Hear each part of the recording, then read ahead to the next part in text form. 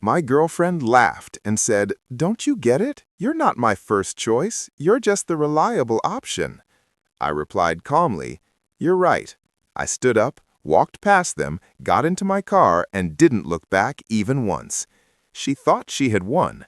That evening, her friend suddenly messaged me. "Do you know what happened there after you left?" I asked, "What?" My name is Alex, and I'm a 29-year-old freelance video editor working primarily with corporate clients and small production companies. It's not glamorous, but it pays well enough that I own my condo outright in a decent neighborhood and drive a car that doesn't embarrass me. I've always been the kind of guy who keeps his head down, does good work, and doesn't ask for much drama in return. That philosophy served me well professionally. In my personal life, not so much. I'd been dating Caitlin for 2 years. We met through mutual friends at a rooftop party in downtown Chicago back in the summer of 2022. She was a marketing coordinator at a tech startup, bubbly and charismatic in a way that drew people to her like moths to a flame. I'm more reserved, the type who observes from the corner with a beer. So when she approached me that night, I was genuinely surprised. "You look like you're plotting an escape route," she'd said, grinning. "Always have one planned," I replied. She laughed, and that was it. We started dating a week later.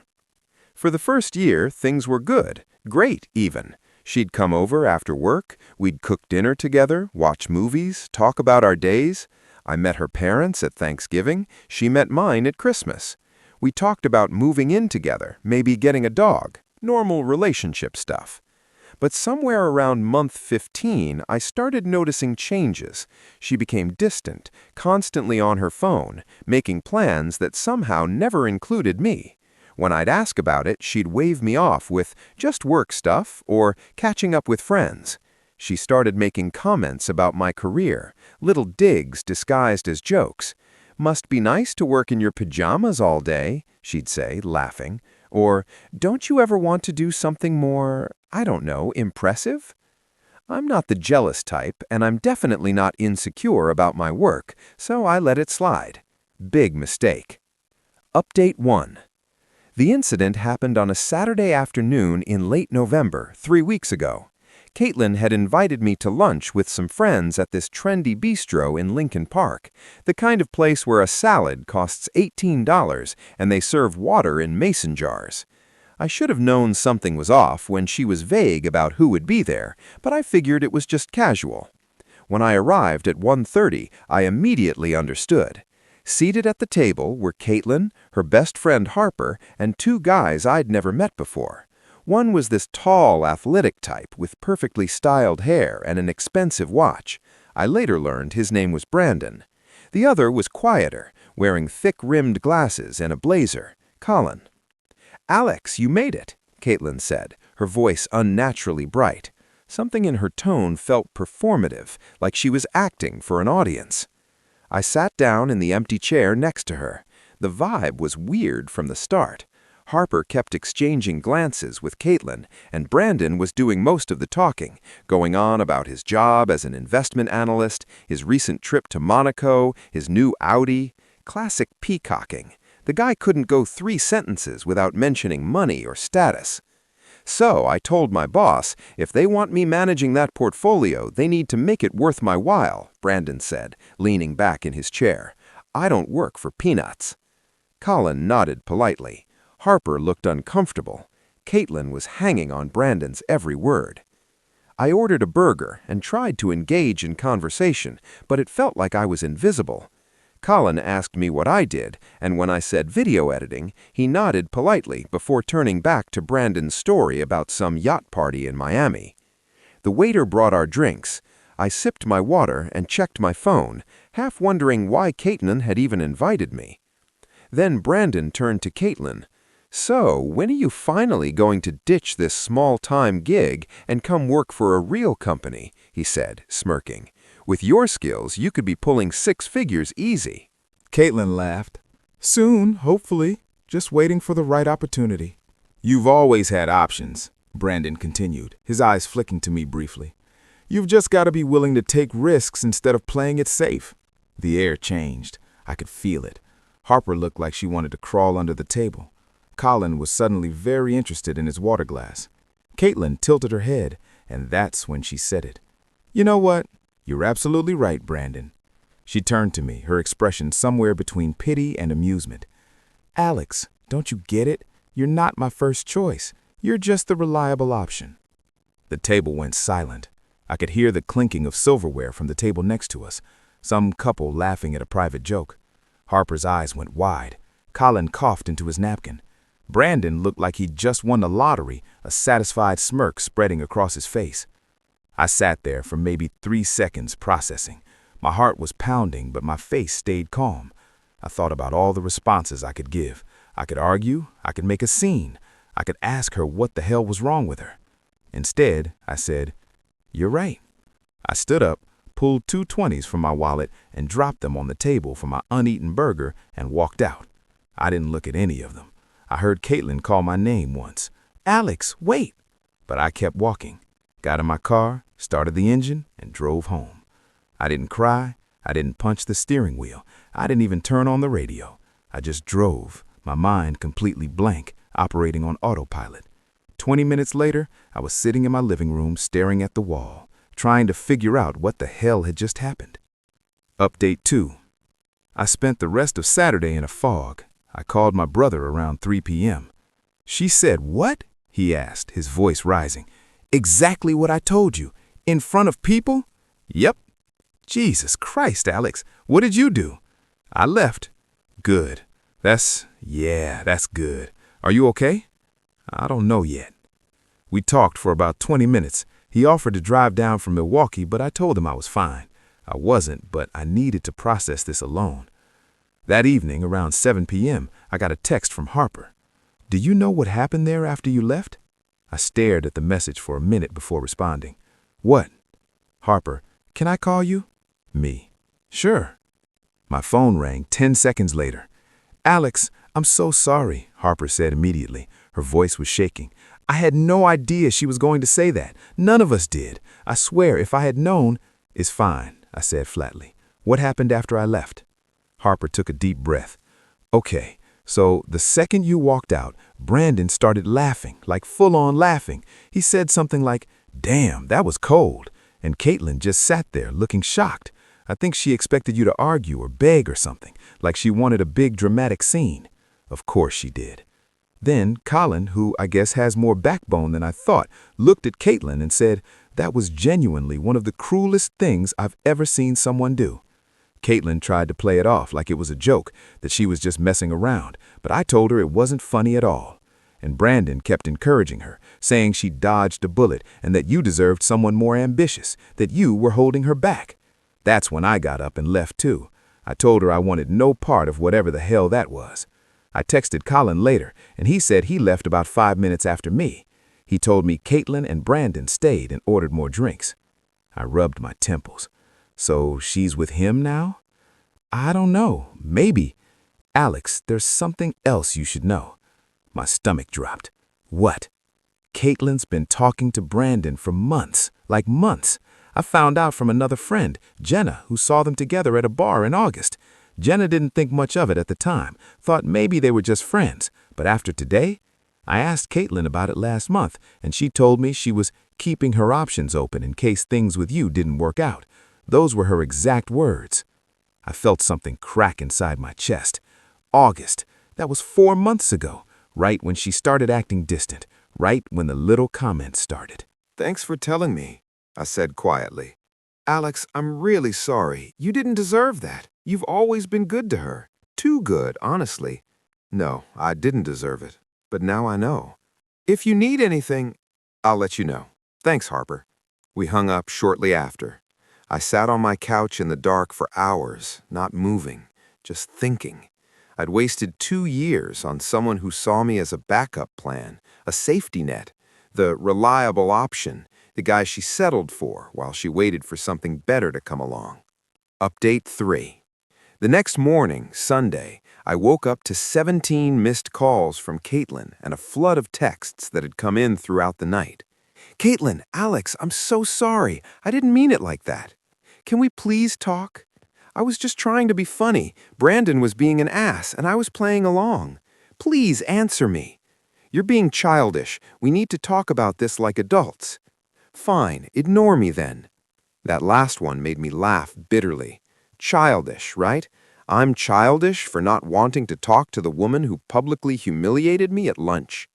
I didn't respond. Instead, I spent the day going through our relationship in my head, identifying all the red flags I'd ignored. The time she'd cancel plans last minute to go out with work people. The way she'd compare me to her friends' boyfriends. The constant hints that I should be more ambitious, make more money, dress better, be someone I wasn't. On Monday, I blocked her number. I also started looking through my finances. Caitlin had a key to my place. She had some stuff here, clothes, toiletries, a few books. I didn't want her coming back for them and trying to start a conversation. So I texted Harper and asked if she could act as a go-between. Harper: "Of course, I'll get her stuff and drop it off with her." Me: "I appreciate it. I just don't want to see her." Harper: "Completely understand." Tuesday morning, Harper texted me again. Harper: "Caitlin's losing it. She's been calling me non-stop asking how to reach you. She showed up at my apartment last night crying, saying you won't answer her calls." Me: "Not my problem anymore." Fair, but I thought you should know. Brandon ghosted her. I actually laughed out loud. Me: "When?" Harper: "Sunday night. She texted him asking to meet up, and he left her on red. She tried calling, and he blocked her. Turns out he has a girlfriend in New York. He was just messing around, showing off. Karma is efficient." Harper: "She's telling people you broke up with her out of nowhere and that she's devastated. She's playing the victim." Me: "Of course she is." Harper: "I've been setting the record straight. So has Colin. A lot of our mutual friends are not impressed with her right now. Jenna told everyone about seeing her with Brandon months ago. People are putting the pieces together." Me: "I appreciate that." On Wednesday, I got an email from Caitlin. She must have figured out I blocked her number. It was long, rambling, full of apologies and excuses. She claimed she'd been going through something and that Brandon had been manipulating her. She said she loved me and wanted to fix things. She said she'd made a terrible mistake and that she'd do anything to make it right. The subject line was, "Please read this." I deleted it without finishing. There was nothing she could say that would change what happened. She'd shown me exactly who she was, and I wasn't interested in giving her a chance to take it back. Thursday, my brother drove down and took me out for dinner. We went to this Mexican place we used to go to in college, got margaritas and enchiladas, and just talked. He told me I looked better than I had in months, that I'd been walking around like a zombie for the past year. "Dude, you were miserable," he said. "I could see it every time we talked. You just didn't want to admit it." I thought I was doing the right thing, sticking it out. Sometimes the right thing is knowing when to walk away. You did good, man. That conversation helped more than he probably knew. Final update. It's been 3 weeks since that lunch. I've had time to process everything, and honestly, I feel lighter than I have in months, maybe even years. A few days after I blocked Caitlin, I got a text from Colin asking if I wanted to grab a beer. We met at a sports bar near his place on a Friday night, and he apologized for not speaking up sooner. He said he'd always thought Caitlin was treating me poorly, but didn't feel like it was his place to say anything. "You were too good for her anyway," he said, nursing his beer. "She's one of those people who's never satisfied, always chasing the next shiny thing, always looking for someone better, richer, more exciting. People like that end up alone. I'm starting to realize that. For what it's worth, man, the way you handled that, walking out with zero drama, that takes serious strength. Most guys would have lost it." I thought about it, but what would that accomplish? Nothing. You made the right call. We've hung out a few times since. He's a good guy. Turns out we have a lot in common. Both into basketball, both can't stand reality TV, except for the really trashy stuff. Both prefer dive bars to fancy clubs. Harper told me last week that Caitlin moved back to her parents' house in the suburbs. Apparently, she quit her job after some kind of meltdown at work, showed up late multiple times, snapped at her boss, just stopped caring. She's figuring things out. which I guess is code for unemployed and living with mom and dad at 28. Brandon never contacted her again. Most of her friend group has distanced themselves from her after word got around about what she did. Harper said people started looking at her differently, realizing that if she could be that cruel to someone she supposedly loved, she could do it to anyone. I haven't heard from Caitlin directly since that email. Part of me wonders if she'll try again, show up at my door or something, but honestly, I don't care if she does. I won't answer. Some bridges you burn because you have to. Others burn themselves. I've started going to the gym more, picked up a few new clients, and I'm actually enjoying my life for the first time in a year. I've been sleeping better, eating better. I realized how much energy I was spending trying to be enough for someone who had already decided I wasn't. Last Saturday, I went to a friend's wedding out in the suburbs. At the reception, I ended up sitting next to someone, Lauren, a graphic designer from Milwaukee, who knew the groom from college. We started talking during dinner and didn't stop for 3 hours. We talked about everything from indie films to our shared love of terrible reality TV to the best pizza places in Chicago. She was smart, funny, and genuine in a way that felt refreshing after 2 years of Caitlin's constant need for validation. "Text me if you want to continue this conversation sometime," she said as I was leaving, handing me her number on a napkin. Old school. I texted her the next day. "We're getting coffee this weekend." I don't know where it'll go, and I'm not in a rush to figure it out. What I do know is that I'm done being anyone's backup plan. I'm done settling for someone who sees me as reliable instead of irreplaceable. I'm done with people who need me to be something I'm not just so they can feel better about themselves. Caitlin thought she was trading up when she humiliated me in front of those people. She thought she was choosing the exciting option, the ambitious guy with the Audi and the portfolio and the Monaco stories. Instead, she blew up her own life chasing someone who didn't want her and lost the one person who actually did. I'm not angry anymore. Anger takes energy, and she's not worth it. I'm just done. And honestly, that feels pretty damn good. Edit 1. A few people have asked if I think Caitlin will try to come back again. Honestly, probably. People like her don't handle rejection well, especially when they're the ones who caused it. But it doesn't matter. I'm not the same person who walked into that restaurant 3 weeks ago. Edit 2. To everyone saying I should have confronted her or made a scene, I thought about it. Trust me, I had a whole speech prepared in my head. But the most powerful thing I could do was walk away with my dignity intact. She wanted a reaction. She wanted drama. I didn't give her one. Edit 3. Someone asked what I would say if I saw her again. Nothing. Absolutely nothing. Some people don't deserve closure. They just deserve to be forgotten.